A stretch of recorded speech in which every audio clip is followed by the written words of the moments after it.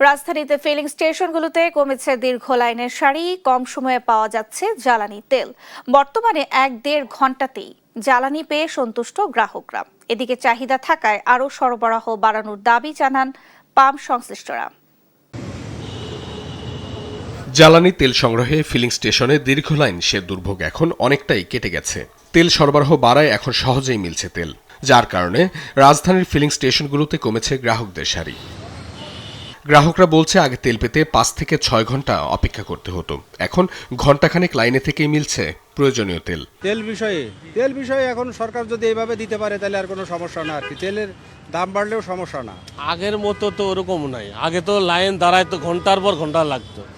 আমি প্রায় 1 ঘন্টা দাঁড়াইছি, আরও আধা ঘন্টা লাগবে। 80% অলরেডি কমে গেছে, এখন সিরিয়াল খুবই কম। আমি আধা ঘন্টার ভিতরেই পাম্পের এখানে চলে আসলাম। আমি প্রধানমন্ত্রীর কার্যালয়ের ওখান থেকে সিরিয়াল দিয়ে আসছি, আধা ঘন্টার ভিতরে চলে আসছি। ভোগান্তি কমায় সন্তুষ্টি প্রকাশ করেন বেশিরভাগ গ্রাহক, তবে দাম বাড়ায় ক্ষোভও জানান কেউ কেউ। 140 টাকা হওয়াতে যদি এখন 5 ঘন্টার জায়গায় যদি 2 ঘন্টা লাগে, তাহলে 250 টাকা করে দেন, বাসা বসে আমরা তেল পাবো। সিরিয়াল অতটা পাই নাই, আমার তেল সর্বোচ্চ নিচে আমি 15 মিনিটে। পাম্প সংশ্লিষ্টরা বলছে জ্বালানি তেলের সরবরাহ বাড়লেও চাহিদার তুলনায় তা এখনো কম। বেচা কিনা বা কাস্টমারের গ্যাদারিং আগের চেয়ে অনেকটা কম।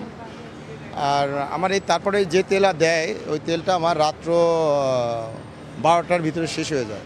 লাইনটা অনেক কমে গেছে। আশা করছি ওই দিন 1 সপ্তাহের মধ্যে এটা স্বাভাবিক যে আমাদের পুরনো স্মৃতিতে আমরা ফিরবো। ধরেন এখনও চাহিদা আমার 40,000-এর মতো এই মুহূর্তে, যদি স্পেসিফিক সংখ্যায় আমি বলি 40,000-এর মতো চাহিদা, আমি 30,000 পাচ্ছি। সরকার আরও উদ্যোগী হলে জ্বালানি তেলের সংকট পুরোপুরি কাটবে বলে প্রত্যাশা গ্রাহক ও পাম্প মালিকদের। অঙ্কন চৌধুরী, দেশ টিভি, ঢাকা।